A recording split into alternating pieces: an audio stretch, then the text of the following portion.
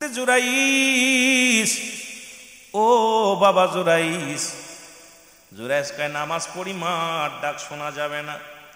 অথচ কিতাব বলে যখন তুমি নামাজে দাঁড়াইছো, ফরজ নামাজ ব্যতীত নফল সুন্নাত দাঁড়াইছো, নামাজ ছেড়ে দাও। বাবা ডাক দিছে, মা ডাক দিছে, ডাক দিছে রুহুল আমিন নামাজ ছেড়ে দাও, রুহুল আমিন নামাজ ছেড়ে দাও। আগে মায়ের ডাকে সাড়া দাও, জোরে জোরে বলা যাবে না আল্লাহু আকবার। দুইবার যেন ডাকতে না হয়। আব্বা মা ডাক দিছে, নাম ধরে ডাক দিছে অমুক মিয়া, এই নুরুল ইসলাম সাহেব, লিয়াকত আলী সাহেব, লিয়াকত, এই লিয়াকত। সঙ্গে সঙ্গে দিক তাকানো, ডানে বামে তাকানোর সময় নেই, নামাজ ছেড়ে দাও মা। ও মা আমি হাজির, গোলাম হাজির, গোলাম হাজির। মা গো আমি নামাজ পড়তেছিলাম। মা হুকুম দেয় যাও, যদি কা বাবা অমুক কাজটা সেরে নাও, সেরে নাও। একমাত্র ফরজ নামাজ ব্যতীত, ফরজ ইবাদত ব্যতীত আপনার মা আপনার বাবাকে ডাক দিছে, সঙ্গে সঙ্গে ছেড়ে দেন, সব ছেড়ে দেন। আল্লাহু আকবার বলেন। আমার ভাইয়েরা, আমার বন্ধুরা, আমার জুরাইজ নামাজগত অবস্থা আছে, চিন্তা করে রে আমি আল্লাহর গোলামি করি, আমার কাছে আমার আল্লাহর কামটা আগে, তারপরে মা। এতভাবে ইবাদতে মাশগুল আছে। জুরাইজের মা ৩-৪টা ডাক দিছে, ডাকের উত্তর নিলেন না। বলে বাবারে দোয়া করে গেলাম, তুই দরজাও খুললি না, ডাকের উত্তর নিলি না। এমন একটা দিন যেন আসে তুই যেন কলঙ্কিত হইয়া, নারী কলঙ্কিত হয়ে ইন্তেকাল করিস। দোয়াটা করার সঙ্গে সঙ্গে রব্বে কারিম লিখে ফেলেছে। জোরে জোরে চিল্লায় বলা যাবে না মারহাবা। জুরাইজ এমন ভাবে আমল করে গো, ও তো নবীর সাহাবী। বললাম আল্লাহর ওলিদের কথা বলে আমি মূল আলোচনায় যাব। এবার জুরাইজ জগৎ বিখ্যাত বিশাল একজন আল্লাহর ওলি। দলে দলে মানুষ কালেমা পড়ে, দলে দলে মানুষ জুরাইজের কদমে যায়, সব মানুষ জুরাইজের কদমে চলে যায়। কিন্তু মুসলমান শুনে নাও, ওই দেশের যিনি প্রেসিডেন্ট ছিল, রাজা ছিল, তিনি চিন্তা করেন যেভাবে কালেমা প্রচার করা শুরু করেছে জুরাইন, আমার দলে লোক থাকবে না। সব মানুষগুলো যদি জুরাইনের দলে চলে যায়, তাহলে আমার দলভুক্তি, আমার দল হালকা হয়ে যাবে, আর জুরাইনের দল ভারী হয়ে যাবে। সুতরাং বিপদে পড়ে যাব। যে কোনো কৌশলে জুরাইনকে এলাকা ছাড়া করতে হবে। জোরে বলেন আল্লাহু আকবার। ওকে এখান থেকে তাড়াইতে হবে। আর উনি এমনই একটা জায়গা, নির্জন জায়গা, যেখানে মানুষ যায় না, বিশাল মাঠ, মরু প্রান্তরে যাইয়া একটা কুড়ে ঘর বানাইয়া, খানকা বানাইয়া ওর ভিতরে ইবাদত করে। আর এত ইবাদত করে আল্লাহর, যে দুনিয়ার মানুষের ঝামেলা যাতে কেউ না টের পায়, কোনো মানুষ টের পাবে না। আমি এমন ভাবে ইবাদত করব, মানুষ চক্ষুর আড়ালে যায় নামাজ দোয়া দুরূদ পড়ে বয়া বয়া। এ রাখালের মহিলা মুসলমান শুনে নাও, রাজার রাখাল, রাখালকে ডাক দে, বলে রাখাল রে, ও রাখাল, কি করা যায়? জুরাইজকে কেমন করে জগৎ ছাড়া করা যায়, এলাকা ছাড়া করা যায়? রাখাল নিয়ে আসলেন একজন সুন্দরী নারী। হুজুর এর দ্বারাই সম্ভব হবে, কারণ জুরাইজ একজন যুবক মানুষ, তরতাজা যুবক, আর এই নারীটাই পারবে, এই মেয়েটাই পারবে আজকে সমাজ থেকে বিতাড়িত করতে। জুরাইন বাংলাদেশে অনেক মাদ্রাসা বন্ধ হয়েছে শুধু নারীর কারণে। বাংলাদেশে ফিতনা আদম আলাইহিস সালাম থেকে শুরু করে আজ পর্যন্ত যত ফিতনার মূল নারীরা, যদিও তারা মায়ের জাতি, তবু কথাগুলো বলতে হবে রে মুসলমান। কারণ এই নারীর কারণেই জাতি শেষ, সমাজ শেষ। কারণ এটাকে যে কন্ট্রোল করতে পারে, এরাই হলো মহাপুরুষ। জোরে বলেন ঠিক কিনা? এ যুবক বন্ধুরা, দিলের কান্ডা লাগা শোনো গো, ওই রাখালের সঙ্গে জুরাইজ ও মুসলমান, ওকে বিতাড়িত করার জন্য রাজার পার্সোনাল রাখালের সঙ্গে জিনা করলেন। জিনা করিয়া মহিলাটা সন্তান ধারণ করলেন। আস্তে আস্তে 2 মাসে পেটটা একটু বড় হয়ে গেল, 3 মাস গর্ভবতী। এবার মেয়েটাকে জুরাইজকে খেদানোর জন্যে রাখালকে বললেন, কি কাজ হয়েছে নি? কয় হ। ডেকে আনো মেয়েকে। মেয়েকে ডাকা হলো। মেয়ে জনগণের সামনে রাজ দরবারে দাঁড়ায়া বলে, হুজুর আপনারা সবাই জানেন আল্লাহর ওলি জুরাইজ খুব ভালো মানুষ, চক্ষুর আড়ালে মানুষ, চক্ষুর আড়ালে আমার সর্বনাশ করেছে। এই যে জুরাইজ একজন ভণ্ড একজন পীর, একজন প্রতারক, ও আমার সামনে অপকর্ম করে আমার গর্ভে সন্তান দিছে। হুজুর আমি এর বিচার চাই। জোরে জোরে চিল্লায় বলেন নাউজুবিল্লাহ। উজির নাজির যারা ছিল মন্ত্রী সবাই তো অবাক, কিরে আমরা এর এত ভালোবাসি, এমন পিসেব মানুষ, বালা মানুষ, এর দ্বারা এই কেমন? ডাকো জুরাইজকে। জুরাইজকে পিঠমুড়াতে বেঁধে আনা হলো, রাজ দরবারে আনা হলো। জুরাইজকে ডাকতে বলে, জুরাইজ,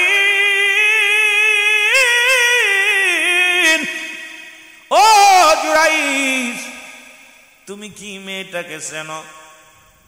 জুরাইজ বলে, খোদাকে কসম করে বলি মেয়ে তো দূরের কথা, ওই মেয়েটাকে চিনা তো দূরের কথা।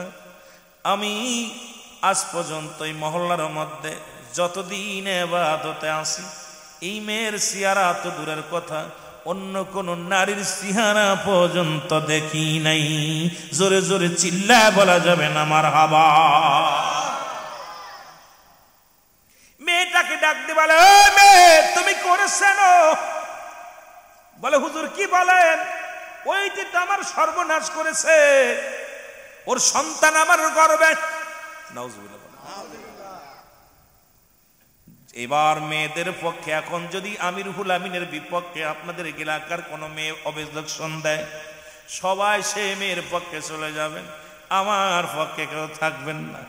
উপস্থিত জনগণ সবাই মেয়ের পক্ষে। এই ভণ্ড, একা শিরচ্ছেদ করা লাগবে, হুজুরের বিবাহ পড়ায় দেন। জুরাইজ কয়, কিসের বিবাহ? কারণ জীবনে তো চেহারা দেখি নাই, জীবনে জিনা তো দূরের কথা, ওই মেয়ের চেহারা আমি দেখি নাই, আজকে আমি বিবাহ করব। কি বলতে চান? এই রং কথা কেউ বলবেন না। সবাই কয়, অন্যায় করার সময় বুঝি মনে ছিল না, এখন বিয়ে করা লাগবে, বিয়ে করার পরও তোমাকে জেল খাটা লাগবে, আর যদি বিয়ে না করো শুলে চড়ায় তোমাকে হত্যা করা হবে। জুরাইজ দুটি চোখের পানি ছেড়ে কান্দার, রব্বে কারিম, রব্বে কারিম গো, আলেম জাতির কলঙ্ক হবে। আল্লাহ, এই কলঙ্কের বোঝা মাথায় নিয়ে মৃত্যুবরণ করা লাগবে। রব্বে কারিম একটা উপায় বলে দাও, আমি কোন ভাবে নির্দোষ প্রমাণিত করব, এইটা আমার একটু জানায়া দাও। ধরে বলেন মারহাবা। আল্লাহ বিপদ থেকে বাঁচাও। রাজা বললেন, ওকেই করো, যাও। যেহেতু বিয়ে করতে রাজি নয়, সেহেতু ওকে শুলে চড়ায় হত্যা করো, মেরে ফেলো। উপর থেকে ওলিদের কাছে আসে এলহাম, নবীদের কাছে শহীদ। এলহামের মাধ্যমে জানতে পারে, জুরাইজ চিন্তা করিস না, আল্লাহ পাক আজকে এই বিপদের মধ্যে ফেলার পিছনে একটাই কারণ, তোমার মায়ের দোয়া কবুল হয়ে গেছে। আল্লাহু আকবার। দুঃখিনী মা তোমার পক্ষে ছিল না, এই জন্য এত বড় আলেম হইয়াও কলঙ্কিনীর দাগ তোমার কপালে লাগছে। এই দাগ থেকে যদি বাঁচতে চাও, রাজাকে বলো সেজন্য যতদিন পর্যন্ত সন্তান ডেলিভারি না হয়, ওই যতদিন পর্যন্ত মার গর্ভে থেকে সন্তান বাইরে না হয়, ততদিন পর্যন্ত তোমাকে যেন জেল হাজতে রাখা হয়। ওই সন্তানই তার বাবার পরিচয় দিয়ে দেবে, দুনিয়ার মধ্যে আগমন করে। জোরে জোরে চিল্লায় বলা যাবেন আল্লাহু আকবার। জুরাইজ ডাকতে বলে, হুজুর আপনি আমাকে ফাঁসি দিবেন, দুঃখ নাই, মৃত্যুদণ্ড দিচ্ছেন, কষ্ট নাই, আমাকে একটা সুযোগ দিতে হবে। সেই সুযোগ হলো, যতদিন পর্যন্ত এই নারীর গর্ভে থেকে সন্তান ডেলিভারি না হয়, ততদিন পর্যন্ত আমাকে আপনি জেলের মধ্যে রাখেন। যখন ওই আমার পরিচয়, আমি যে নির্দোষ এটা প্রমাণ করার জন্যে আমার সাক্ষী হলো ওই সন্তানের, ওই সন্তান, ওই মায়ের গর্ভের সন্তান আমার সাক্ষী। সুবহানাল্লাহ। সবাই হাসতেছে, কয় দাও জেলে দাও। জেলখানায় ভর্তি করা হলো। 1 মাস, 2 মাস, 3 মাস, 4 মাস, 5 মাস, 10 মাস 10 দিন পূর্ণ হলো। মহিলার গর্ভে থেকে সন্তান ডেলিভারি হলো, ঢোল পড়ে গেল, উজির সাহেব ঢোল পিটায় দিলেন, আজকে জুরাইনের বিচার হবে, কে কোথায় আসো সবাই আসো। কারণ আজকে দুনিয়ার মধ্যে ওই নারীর গর্ভের সন্তান ছেলে সন্তান হয়েছে, ওই ছেলে সন্তান হয়েছে, আজকে জুরাইনের ফাঁসি হবে। হাজার হাজার জনগণ রাজার দরবারে আসিয়া ডাকতে বলে, জুরাইস আজকে তোমার শেষ দিন, বিবাহ করে নাও, এখনো সময় আছে, কলঙ্ক মাথায় নিয়ে বিবাহ করে নাও, তাহলে তুমি বাঁচবে, তুমি বাঁচতে পারবা। জুরাইজকে না, কলঙ্ক মাথায় নিতে পারবা না, কারণ আমার বুঝতে বাকি নাই, আজকে আমার মার দোয়া কবুল হয়ে গেছে। জনম দুঃখিনী মা রে, ও আমার মা, তুমি আমি জুরাইসের এমন বরদোয়া করেছ রে মা, তোমার কলিজার টুকরা সন্তান আজ বড় বিপদের মধ্যে। মা গো, তুমি হাত উঠাইছিল আল্লাহর দরবারে, আমি কলঙ্কিতি, আজকে কলঙ্কিনী সমাজের মধ্যে।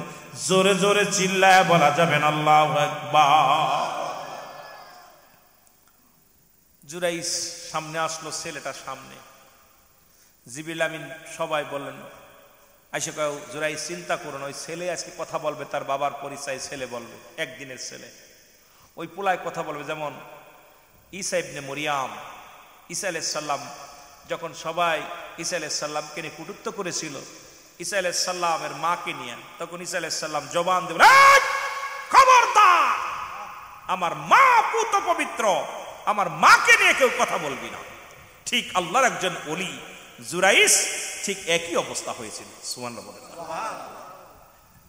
জুরাইন মুসলমান শোনা নাও, এবার রাজা ডাকতে কয়, জুরাইস কে তোমার আজকে সাক্ষী দিবে তোমার পক্ষে, বলো।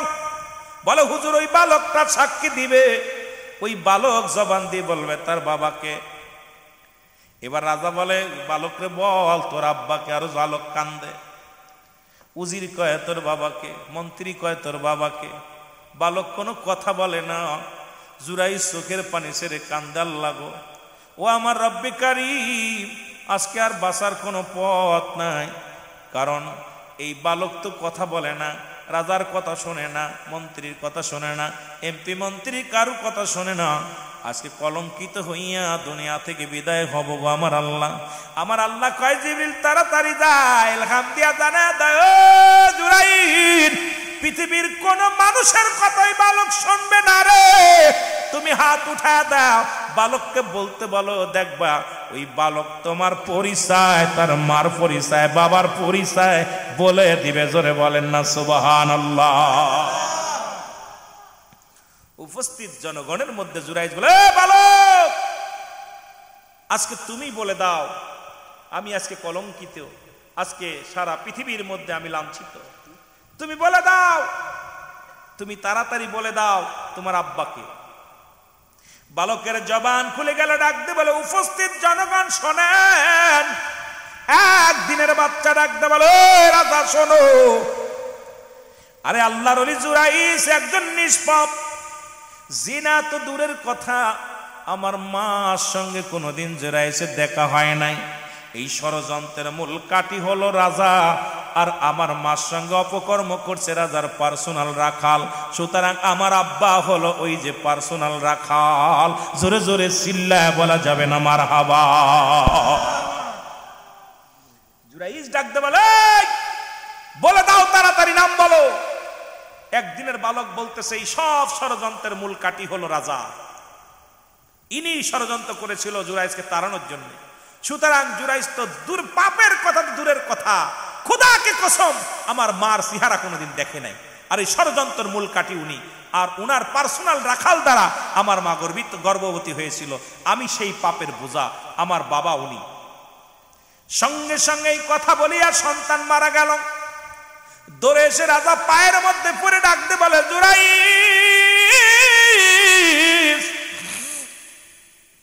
জুরাইস রে, তুমি আমারে ক্ষমা করে দাও, তুমি আমারে মাফ করে দাও, সব ষড়যন্ত্রের মূল আমি।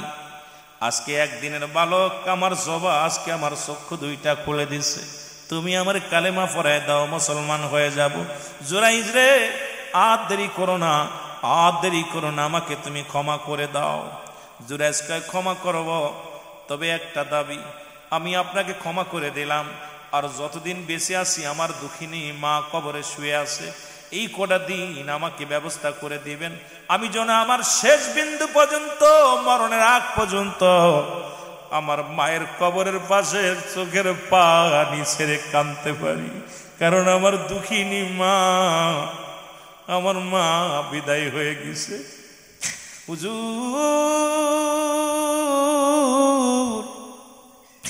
আমি আমার মার ওই কবর গোরস্থানে বৈশা বৈশা যেন দোয়া করতে পারি, এই দাবিটা আমি করবো, আর কোনো দাবি করবো না। রাজা কয়, জুরাইজ রে, এই রাজ দরবার তোমারে দিয়ে দিলাম, রাজমহল তোমারে দিয়ে দিলাম। জুরাইজকে আমি কিচ্ছু চাই না, রাজমহল চাই না, রাজত্ব চাই না, আমি চাই আমার মার কবরের পাশে দাঁড়ায় ক্ষমা চাওয়ার জন্যে। যদি মা আমারে ক্ষমা না করে, এই দুনিয়া থেকে আমি লাঞ্ছিত হয়েছি, কবরে লাঞ্ছিত হব, জাহান্নামের ঠিকানা আমার জন্য হয়ে যাবে। সুতরাং আমি আপনার কাছে দাবি করব, রাজত্ব চাই না, বাড়ি চাই না, আমি আমার মায়ের কাছে ক্ষমা চাওয়ার জন্যে যতদিন বেঁচে আসি মার কদমে থাকতে চাই। জোরে জোরে চিল্লায় বলা যাবে না মারহাবা। এর মা বাবার কথা মতো যে জন চলে না, বলো মা বাবার আল্লাহ নবীর দয়া তারা পাবে না। বাইরে আল্লাহ নবীর দয়া। এ মুসলমান, এখন যে কথাগুলো বলি একটু খেয়াল করেন। পিতামাতার জন্য 14টা হক। কয়টা? জোরে বলেন কয়টা? জীবিত থাকতে 7টা, ইন্তেকালের পরে 7টা। কয়টা? জোরে বলেন কয়টা? আমি সংক্ষিপ্ত আকারে বলে যাব রে মুসলমান, যেহেতু আমার বিষয় হলো আগেই হলো পিতামাতার প্রতি সন্তানের দায়িত্ব, কর্তব্য, দায়িত্ব যেগুলো আছে রে মুসলমান, পিতামাতার প্রতি আমাদের দায়িত্ব আছে কিনা? জোরে বলেন আছে কিনা? জীবিত থাকতে 7টা। 1 নম্বরে পিতামাতার প্রতি শ্রদ্ধাশীল হওয়া লাগবে। সুবহানাল্লাহ বলেন। 1 নম্বরে পিতামাতার প্রতি শ্রদ্ধাশীল হওয়া লাগবে। মারহাবা বলেন। এমন শ্রদ্ধা করতে হবে, এমন শ্রদ্ধাশীল হওয়া লাগবে যেন এই পিতামাতার দিকে যেন এমন ভাবে দাঁড়াইতে হবে, এমন ভাবে কথা শুনতে হবে, এমন ভাবে তাদের কথা অনুযায়ী চলতে হবে, এমন ভাবে শ্রদ্ধা করতে হবে দুনিয়ার মধ্যে যেমন আমরা এই পৃথিবীর মধ্যে সবচাইতে দামি জিনিস তাদেরকে বানাইব, পৃথিবীর সবচাইতে মূল্যবান জিনিস বানাইব, তাদের প্রতি শ্রদ্ধাশীল এমনভাবে হব, কোনো রকম যেন কোনো রকম অমর্যাদা না করি, কোনো রকম যদি অসম্মান না করি। পিতামাতার প্রতি 1 নম্বর শ্রদ্ধাশীল হওয়া লাগবে। জোরে বলেন মারহাবা। আর একটু জোরে বলেন মারহাবা। 2 নম্বরে মনে প্রাণে তাদেরকে ভালোবাসতে হবে। সুবহানাল্লাহ বলেন না? এলে জীবিত থাকতে 7টা। 1 নম্বরে শ্রদ্ধাশীল হওয়া লাগবে। 2 নম্বরে মনে প্রাণে ভালোবাসতে হবে। লিপসন ভালোবাসা নয়, যেমন নিজের গায়ে মশা লাগলে যেমন কামড়ে দিলে কষ্ট পাও, পিতামাতা যদি একটু মনটা মলিম হয় তাদের কেমন ভালোবাসো রে। সারা পৃথিবী একদিকে 7 রাজার ধন যদি তোমাকে দেওয়া হয়, ছুঁড়ে ফেলে দাও, মাকে নাও, বাবাকে নাও, দেখা যায় ভাগাভাগি হলে ছোট ভাই কয় মারে তুই খাওয়া, ও কয় বাবারে তুই ল। দেখা যায় 3 ভাই থাকলে মা ভাগাভাগি হয়ে যায়, ও ভাই কয় আমি পারবো না, ও ভাই কয় আমি পারবো না, ও ভাই কয় আমি পারবো না। বড় কষ্ট রে মুসলমান। আজকে প্রথম পিতামাতাকে মনে প্রাণে ভালোবাসতে হবে, শুধু মন থেকে, অন্তর থেকে, সব জায়গা জীবন জৈবন দিয়া আব্বা মারে ভালোবাসবো। রাজি আছেন তো? এই জোরে বলেন রাজি আছেন? একটু জোরে চিল্লায় বলেন রাজি আছেন? এ মুসলমান, গভীর মনোযোগ। 3 নম্বরে সর্বদাই তাদের কথা মেনে চলতে হবে। সুবহানাল্লাহ বলেন না? আব্বা মা যে কথাগুলো বলবে কোনো ওজর চলবে না। পৃথিবীর মধ্যে যদি জিনা করার কথা ব্যতীত, পৃথিবীর মধ্যে জিনা করার কথা যদি বলে এটা ব্যতীত, দুনিয়ার মুসলমান সুদ হারাম জিনিস এইগুলো ব্যতীত, যেটা হারাম কাজ ব্যতীত, পিতামাতা যখন যে কথাগুলো বলবে কথাগুলো মেনে চলা লাগবে। পিতামাতার অবাধ্য হইয়া কাবা শরীফের ইমাম হলেও লাভ নাই, ওরে হযরতে 52 বার হজ করেছিল, পিতামাতার অবাধ্য হইয়া হাত পা কেটেছিল, পা কেটেছিল, হাত কেটেছিল, চোখ দুটি হারাইল, তবু পৃথিবীর মধ্যে মা বাবার দোয়া পাই নাই বিলে, মা বাবার অভিশপ্ত সন্তান হওয়ার কারণে যখন তারে মুসলমান শুনে নাও, একটা হজও কবুল হয় নাই, একটা হজও কবুল হয় নাই। 7 বার হজ করেছিল, একবারও কবুল হয় নাই। যখন কবরের পাশে কেঁদে কেঁদে জীবনটারে কুরবানি করার জন্য অগ্রসর হয়েছিল, কবর থেকে আওয়াজ আসে, কলিজার টুকরা সন্তান রে, যখন তোর বুকের মধ্যে থাবা মারিস রে, আমি দুঃখিনীর মার কলিজাই লাগি।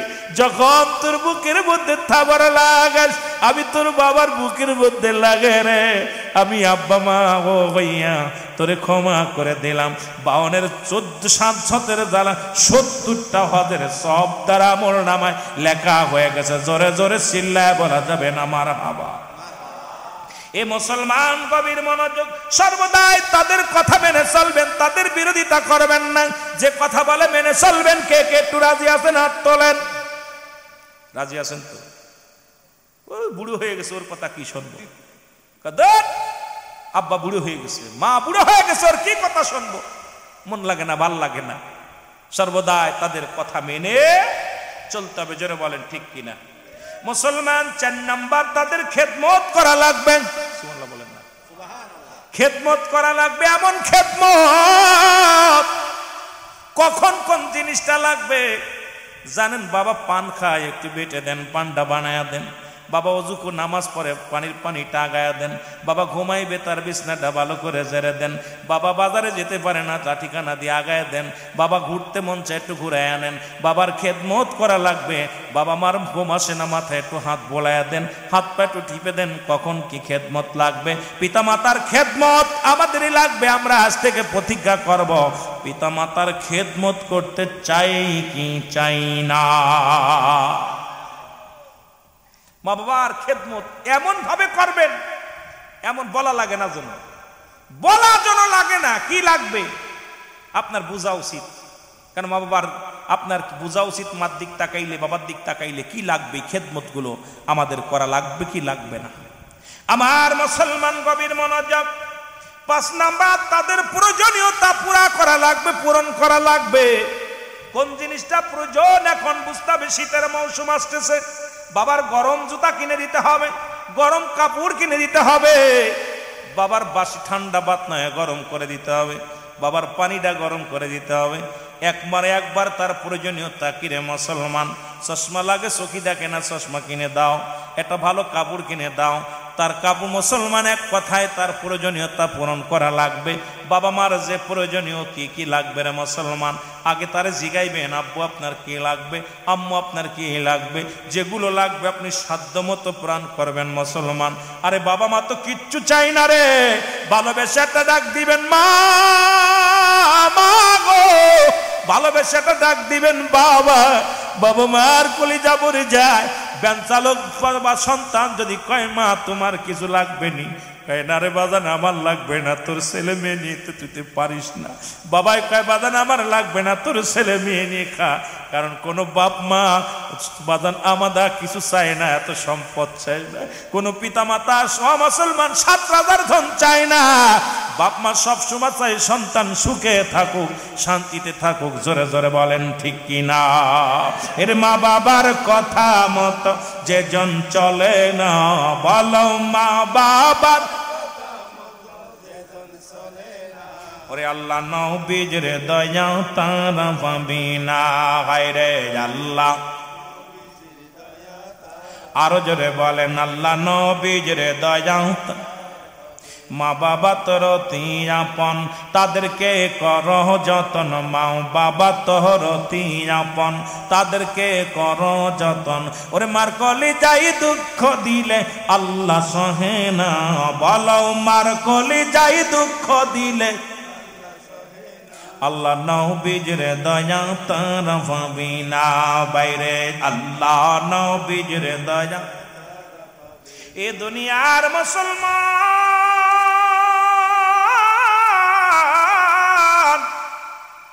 তাদেরকে সব সময় সুখে শান্তিতে রাখার জন্য চেষ্টা করতে হবে। জোরে বলেন মারহাবা। কি করে সুখে শান্তিতে রাখার জন্য চেষ্টা করতে হবে। লক্ষ টাকা দিলেও খুশি হয় না। বাড়ি থেকে বাইর হয়েছেন, সালাম দিবেন, আসসালামু আলাইকুম আব্বাজান, আমি বাজারে যাইতেছি, আপনার কি লাগবে গো আমার আব্বাজান? দেখবেন আসরের নামাজটা পড়েছে, ইমাম সাহেব রে বলে, ইমাম সাহেব ছেলে একখান পাইছি রে, আমার বাজান বাজারে যাওয়ার আগে আমার জিগা আব্বা কি লাগবে। মা যখন জিগাইবে, মা বলবে প্রতিবেশীর অপু, ও আমার বোন, আরে আমার কলিজার টুকরা বাজারে যায়, আগে জিগায় আব্বা আপনার কি লাগবে, মা আপনার কি লাগবে। মুসলমান শুনে নাও, শুনে নাও। আরে আমার বাজান আমার কি করে রাত্রে যখন, ও মুসলমান রাত্রে গভীর হয়ে গেছে, বাবা মা ঘুমাইতে পারে না। আরে বোর কাছে সবসময় না থেকে একটু ঘুম থেকে ওঠো, উঠে ডাক দাও, মা গো কিছু খাবা কিনা, বাবা গো একটু পানি খাবানি, একটু ফল এনে দাও। বাবাকে একটু আদর করে ডাক দাও, কারণ এই বুড়া বয়সে কোনো কোনো খিদে লেগে যায়। তাদের ব্যবস্থা করো, শান্তিতে রাখো রে মুসলমান, সুখে রাখো। কি কাজ করলে সুখী হয়, কি কাজ করলে বাবা মা খুশি হয়, এই কাজগুলো যদি করতে পারো রব্বি কারীম তোমার উপরে খুশি হয়ে যাবে। জোরে বলেন মারহাবা। আর একটু জোরে বলো। এর এক একটা বিষয় নিয়ে কথা বললে সময় লাগবে রে মুসলমান। 7 নাম্বার হলো নিয়মিত তাদের সঙ্গে সাক্ষাৎ করতে হবে গো। আপনি চাকরি করেন, চট্টগ্রামে চাকরি কর, ছুটি পান, আগে আপনার মার কাছে আগে আসিয়া দাঁড়ান, সালাম দেন, আসসালামু আলাইকুম মা। বাবারে আজকে দেখা যায় বোর সাথে ঘন্টার পর ঘন্টা কথা বলা হয়, মাকে সালাম দেওয়ার সময় হয় না। মেয়ের লগে কথা কয় ঘন্টার পর ঘন্টা, ছেলের লগে কথা বলে ঘন্টার পর ঘন্টা। কিন্তু মুসলমান দুঃখজনক, বাবা মার খবর নেওয়া যায় না। এরে ফোনটা দিছো, বিদেশে আছে, আমেরিকা আছে, লন্ডন আছে, ফোনটা বেজে উঠছে, আগে বিবিরে বলো, বিবি আগে আমার মারে দে, আমার মা জননীর দে রে, আগে আমার বাবারে দে। বাবা মার সাথে 2-4টে কথা বলা পর ঘন্টার পর ঘন্টা তুমি বিবির লগে বলো, ছেলের লগে বলো, মা কিন্তু খুশি হয়ে যাবে। আর আমার কলিজার টুকরা সন্তান বিদেশ থেকে ফোনটা দিয়ে আগে চায় আমার মা, আগে চায় আমার বাবা, প্রতিবেশীর কাছে গল্প করে, নামাজ পড়ে দোয়া করবে। মুসলমান গভীর মনোযোগ, যখনই হাত উঠাইবে ডাক দেবে, আল্লাহ আমার ছেলে বিদেশের বাড়িতে আছে, কলিজার টুকরা ফোনটা দিয়ে আগে বলে মা রে, আগে বলে বাবা রে। এমন সন্তান আছে আমরা বছরকে বছর আব্বা মার খোঁজ নিই না। বাবার গভীর মনোযোগ, মা বাবার প্রতি নিয়মিত আমরা ভালো মতো আমরা কি করি না, খোঁজ খবর নিতে পারি না। খোঁজ খবর নিবেন, যখন বাড়ি আসবেন আগে মার কাছে দৌড়ায়া যাবেন, চাকরি থেকে এসে মার কাছে দৌড়ায়া যাবেন, ব্যবসা থেকে এসে আগে মার কাছে দৌড়ায়া যাবেন, বাবার ঘরে যাবেন, মার ঘরে যাবেন, এরপরে আপনার ছেলে মেয়ের ঘরে যান, এরপরে আপনার বিবির ঘরে যান। দেখবেন পিতামাতা এত সন্তুষ্ট হয়ে যাবে রে মুসলমান, রব্বে কারীম খুশি হইয়া জান্নাতের দরজাগুলো আপনার জন্য খুলে রাখবে। জোরে বলা যাবে না সুবহানাল্লাহ। এই 7টা হকের মধ্যে সর্বশেষ হক হলো সময় করে বেশি বেশি করে বাবা মার সাথে সাক্ষাৎ করবে। আপনি বাবা মা বিছনায় পড়িয়া শুয়ে আছে, আপনি যাচ্ছেন একদিকে, আব্বু আমি বাজারে যাচ্ছি, আব্বা মা বসে আছে, আপনি কথাটা বলে যান, চলে যাচ্ছে, যা পর বৌমা কই গেল আমার ছেলে, জিগায় মারে, মা দাঁড়ায় রয়েছে পাশাপাশি, মা বাবা বসে রয়েছে, একবার বলে না মুখ দিয়ে, কত বড় কপাল পোড়া। চলে যাচ্ছে, বউরে বলতেছে আমি অমুক জায়গা যাচ্ছি, ছেলেরা বলতেছে অমুক জায়গা যাচ্ছি, মেয়েরা বলতেছে, অথচ মা বাবা বসে আছে, মা বাবারও বলার সময় নেই। আরে কপাল পোড়া, বউ তাকায় থাকে কিছু আনবে, ছেলে তাকায় থাকে কিছু আনবে, আর মা তাকায় থাকে আমার সন্তান সুবালাই মতো যেন ঘরে ফেরে, বাবা তাকায় থাকে সুবালাই মতো আমার সন্তান বাড়ি ফেরে। কারণ আমি নিজে ভুক্তভোগী। আল্লাহর কসম মিডিয়ায় যাচ্ছে কথাগুলো, যত রাত হোক আমি যখনই বাড়ি যাই, আমার গাড়িটা, যেই গাড়িটা আমার আব্বা দেখে উঠা আগে দৌড়ে যায়, দরজাটা খোলে, গাড়িটা খাচ্ছে না, আমার মা জেগে থাকে, কিন্তু বিবির ডাক দিতে হয়, দরজা দেয়, ওঠো ওঠো, 3-4টে ডাক দেওয়া পরে উঠলো। এরপরে একটা দিন দেখি না আমার মারে ঘুমাইতে, আমার বাবারে ঘুমাইতে। আমি একদিন জিগাইতেছি আমার আম্মারে, মাগো তুমি যে ঘুমাও না, মা বলতে, বাজান তুই তো সন্তান বাবা হইছস, তোর সন্তান যদি বাইরে থাকলে তোর ঘুম হইব? আমি কই ঘুম হবে না কেন? কয় মা বাজান রে তুই বাইরে থাকিস, তাকায় থাকি কখন কোন দুর্ঘটনা হয়, কখন কি হয়, আমার কাঁদ। এই হাফেজ সাহেবরা ঘুমাস কে? ওদের ঘুম 10টার সময়, ঘুম 3টায় উঠতে, ওদের অভ্যাস। তোমার কষ্ট হচ্ছে তাই না আব্বা?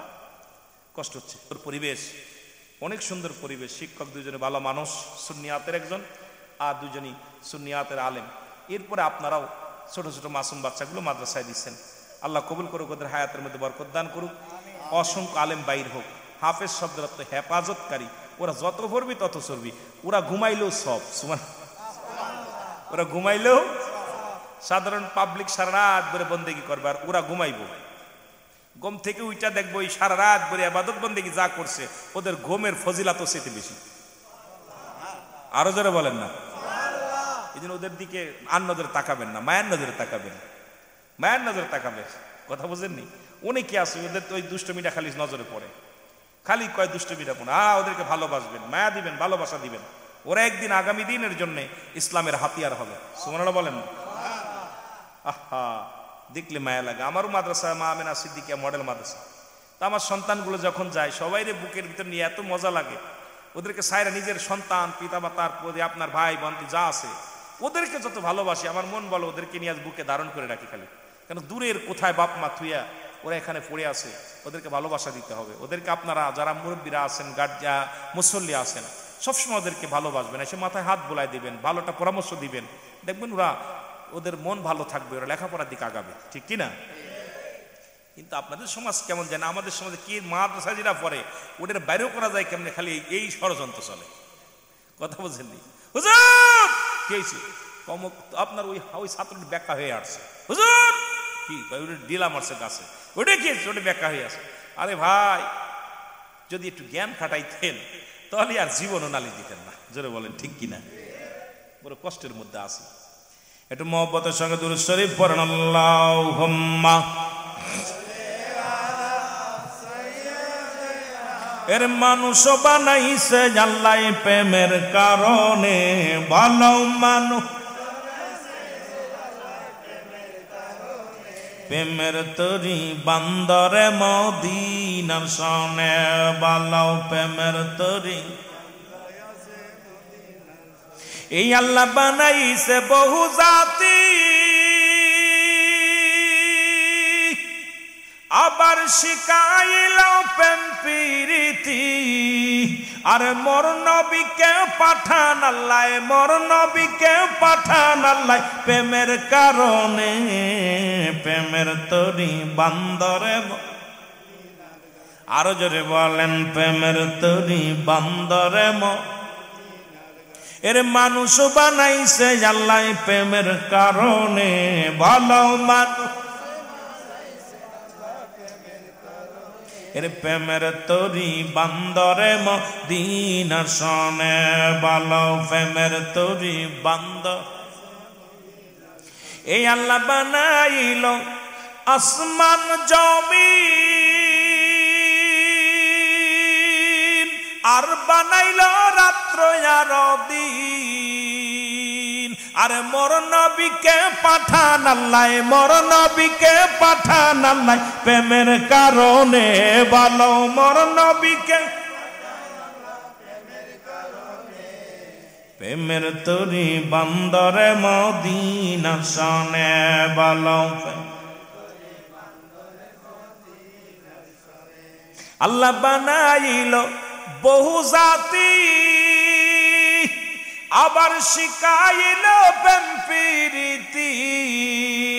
আমার নবীকে পাঠাইলেন আল্লাহ, হাবিবকে পাঠাইলেন আল্লাহ প্রেমের কারণে, প্রেমের তরি বাপ। দুনিয়াটা সৃষ্টি করছে আল্লাহ নবী রাসূলের প্রেমের সাথে ভালোবাসা। আহা, আসমান জমিন বানানোর হাকিকত, সৃষ্টির রহস্যটা পড়বেন, সৃষ্টি জগতের রহস্যটা পড়বেন, যে আমার নবীর দরজা কত দূরে, নবীর দরজা কোথায়, এই সৃষ্টি জগৎ কেন বানাইল, আর এর হাকিকতটা কি, আরে আগে কেন বানাইল, কেন সৃষ্টি করলো দুনিয়া আসমান জমিন, এগুলো সব হাকিকত সৃষ্টির রহস্য পড়লে মজা লাগে, খালি দেখতে চিন্তা করি। আহা, সবের মূল রাহমাতাল লিল আলামিন। মদিনার মাটিও মাটি, বাংলাদেশের মাটিও মাটি। মদিনার মাটি গায়ে লাগলে গুনাহ ঝরে যায়, মদিনার মাটি গায়ে লাগলে, বাংলাদেশের মাটি গায়ে লাগলে চুলকানি রোগ হয়। যেটা বলেন ঠিক কিনা? আমিরুল আমিন যদি বলি যে আজকের এই ময়দানের মাটি গায়ে লাগলে গুনাহ ঝরে যাবে, আমার কি পাগল বলবেন না? জুতা স্যান্ডেল ফিক্কা মারবেন, কয় এটা ভণ্ড। কারণ মদিনার মাটির দাম রাসূলুল্লাহর খাতিরে। সুবহানাল্লাহ বলেন আর একটু জোরে, কার খাতিরে? ও মদিনার মাটি রে, তুই যে বড় খাঁটি রে, তোর বুকেতে আসেন শুয়ে আমার নবী মুস্তাফা, তোর বুকেতে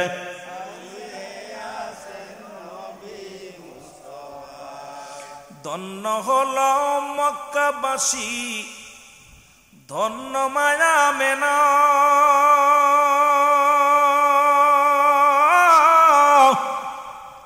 ধন্য হলো এশিয়াবাসী, ধন্য জমিন খানা, যার সোয়াতে ধন্য হলো, যার সোয়াতে ধন্য হলো গোটা দুনিয়ায়। মদিনার মাটি রে, তুই যে বড় খাঁটি রে, তোর বুকেতে শুয়ে আছে আমার নবী মুস্তাফা। বলেন তোর বুক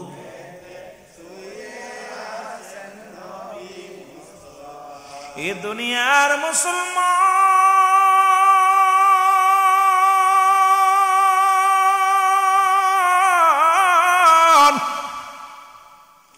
বলতেছিলাম মদিনার মাটিও মাটি, বাংলাদেশের মাটিও মাটি। মদিনার মাটি গায়ে লাগলে গুনাহ ঝরে যায়, বাংলাদেশের মাটি গায়ে লাগলে চুলকানি রোগ হয়। মদিনার বুকে একখানা পাথর আছে, যার মধ্যে চুমা দিলে গুনাহ মাফ হয়ে যায়। আসেনি? হাজী ভাইয়েরা দৌড়াদৌড়ি করে পাথরের মধ্যে চুমা দেয়, যে পাথরের মধ্যে চুমা দিলে জীবনের গুনাহ মাফ হয়ে যায়। আপনাদের চট্টগ্রাম রেল স্টেশনে সুন্দর রেল স্টেশন, এর মধ্যে সুন্দর সুন্দর পাথর পাওয়া যায়। এই পাথরের মধ্যে চুমা দিলে প্রস্রাবের গন্ধ পাওয়া যায়। ঠিক কি? জোরে কোন ঠিক কি? পাথরে পাথরে বেশ কম আছে কিনা বলেন? আছে। মাটিতেও মাটিতে বেশ কম আছে। মদিনার মাটিও মাটি, বাংলাদেশের মাটিও মাটি। মদিনার পাথর পাথর, বাংলাদেশের পাথর পাথর। আজকের বাগানটা রিয়াজুল জান্নাহ বেহেশতের বাগান। এর দাম বাড়ছে কোরআন হাদিসের জন্য, ওলামা ইকরামের জন্য।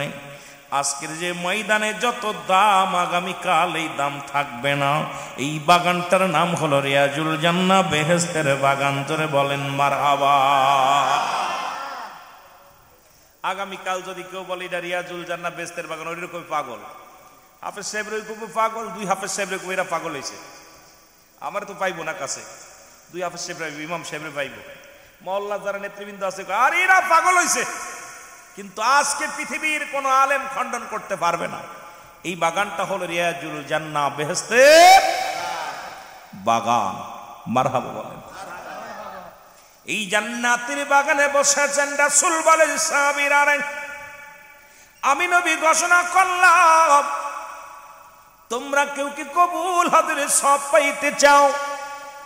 সাহাবীরা বলে, হুজুর কে বা না চায়? আমার নবী বললেন, যাদের পৃথিবীর মধ্যে পিতা মাতা জিন্দা, বাবা জিন্দা, মা জিন্দা, বাড়িতে যে সালাম দিবে, আসসালামু আলাইকুম মা, আসসালামু আলাইকুম বাবা, সঙ্গে সঙ্গে তার আমল নামায় একটা কবুল হজের সব লেখা হয়ে যাবে। জোরে বলেন মারহাবা। কেডা কেডা মা বাবারে সালাম দেন? একটু হাত উঠায় দেখায় দেন, মারে সালাম দেন কে কে? প্রেমিকারে সকাল সন্ধ্যা সালাম দাও, প্রেমিকের সালাম দাও, বন্ধুরে সালাম দাও। কিন্তু মায়ের সালাম দিতে গেলে লজ্জা লাগে। কারণ মাস্টার ইবলিস তো হজ কবুল হতে দিবে না, মাস্টার ইবলিস তো এই নেকির কাজ করতে দিবে না। যে ব্যক্তি পিতা মাতার সালাম দিবে বাড়ি যাইয়া, ও যুবক, 3 শ্রেণী মানুষের দোয়া কবুল হয় না। তার মধ্যে 1 নাম্বার হলো পিতা মাতার নাফরমানি সন্তান, 2 নাম্বার হলো এতিমের মাল ভক্ষণকারী, 3 নাম্বার হলো মুসলমান রেওয়াকারী, অহংকারকারী, যার অন্তরে হিংসা আছে, হিংসুটে মানুষ। এই 3 শ্রেণীর মানুষের হজ, যাকাত, কুরবানি, পৃথিবীর আমলগুলো সব বরবাদ হয়ে যাবে। জোরে জোরে চিল্লায় বলা যাবে না মারহাবা। আর একটু জোরে বলো আল্লাহু আকবার। এই 3 শ্রেণী মানুষ বাদ দিলে বাংলাদেশে খুব হিংসায় ভরা, আলেমদের মনে হিংসা। ইমামদের, আপনাদের ইমাম সাহেবের বেতন 30,000 হইলে আমি মনে মনে হিংসা করবা না, 20,000 টাকা বেতন পাই, ওইটা কেমনে দখল করা যায়? কি আসেনি বা কথা কয় না কেন? রুহুল আমিন সিদ্দিকী এত টাকা নাই মাহফিলে, এত পাতে কোন ভাবে খাদানো যায়? এই যে হিংসা মানুষের ভিতরে ঢুকছে, কথা কন ঠিক কিনা বাবা?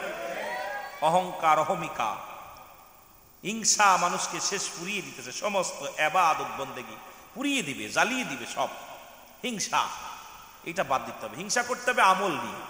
যে ব্যক্তি 2 রাকাত নামাজ পড়ছে আমি 3 রাকাত পড়বো, ও ব্যক্তি 1টা রোজা রাখছে আমি 5টা রাখবো, ও ব্যক্তি 2 টাকা দান করছে আমি 5 টাকা দান করবো, ও 2 বার সালাম দিচ্ছে আমি 5 বার সালাম দিব, ও 2 টাকা দান দেওয়ার করে আমি 5 টাকা দান করবো। এই প্রতিযোগিতা এটা হবে, এটা হিংসা করে লাভ আছে। সুবহানাল্লাহ বলেন না? এগুলো করতে রাজি আছেন তো?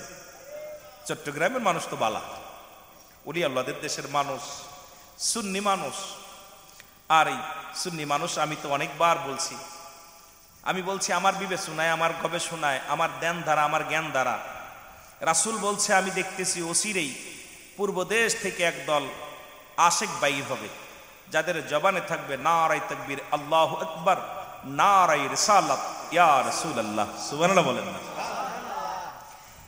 বাংলাদেশের পরে আর কোনো মুসলিম কান্ট্রি নেই, বাংলাদেশের পরে আর কোনো মুসলিম কান্ট্রি নেই।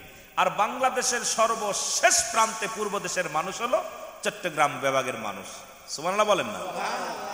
এই জন্য অল বাংলাদেশে যতটি জেলা আছে, যতগুলো জেলা আছে, 364 না কয়টা? 366 না কয়টা যেন, 67 64 যাই হোক, এত জেলার মধ্যে, এত বিভাগের মধ্যে আমাদের কয়টা বিভাগ? 6টা বিভাগ না 4টা? কয়টা বিভাগ? 4টা ছিল, এখন 7টা করছে। এই বিভাগের মধ্যে চট্টগ্রাম বিভাগের মানুষ যত আল্লাহ প্রেমিক, রাসূল প্রেমিক, অল বাংলাদেশে এরাম প্রেমিক খুঁজে পাওয়া যাবে না। আমার মন বলে এই চট্টগ্রামের মানুষই হবে সেই আশেকে রাসূল। সেই মানুষগুলো এখান থেকে কাফেলা করে নারায়ে রিসালাত দিতে দিতে মদিনায় যাবে, এর মধ্যে কোনো সন্দেহ নেই। আমার জ্ঞান দ্বারা বলে, আর মাঝে মাঝে বলি আল্লাহ এই চট্টগ্রামের কাফেলার লগে যেন আমিও যেতে পারি, কারণ আমার বাড়ি তো পূর্ব পশ্চিম অঞ্চলে। এই এলাকার মানুষ জুলুস করে কয় বোঝে না, নবীরেশকে দেওয়ানা আছে, মিলাদ দুরুদ পড়ে, তবে সুন্নি ওয়াহাবি কিছু বোঝে না। কথা বুঝেননি? তো এই দিক থেকে চট্টগ্রামের মানুষের হৃদয়ে নবী, অন্তরে নবী, মনে নবী, ধ্যানে নবী, ঘুমে নবী, সব জায়গায় নবী নবী নবী। জোরে বলেন ঠিক কিনা? এই জন্যে এলাকার মানুষ বড় ধন্য। জোরে বলেন ঠিক কিনা? একটু মহব্বতের সঙ্গে দুরূদ শরীফ পড়েন। আল্লাহুম্মা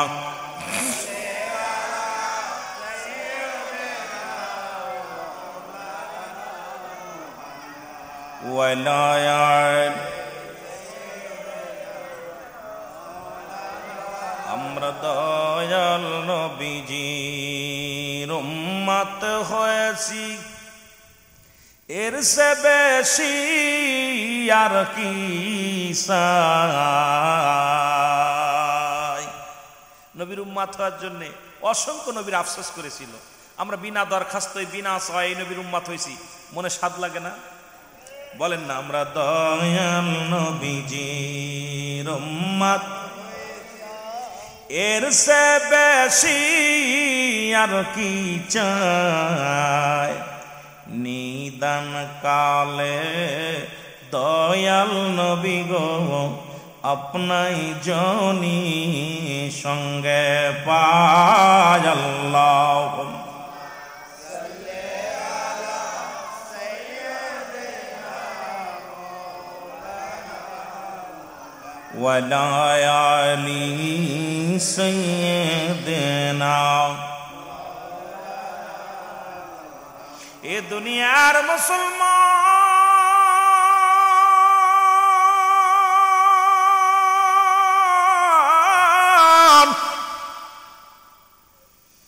নবীজি বললেন সাহাবীরা রে, তোমরা বেশি বেশি করে সালাম দিবা তোমার পিতা মাতারে। নবী দেখে রে কিছু সাহাবী ওখান থেকে উঠে নবীরা চোখের আড়ালে যাইয়া ফুফায়া ফুফায়া কান্দে, চোখের পানি গুলো ফেলায় ফেলায়।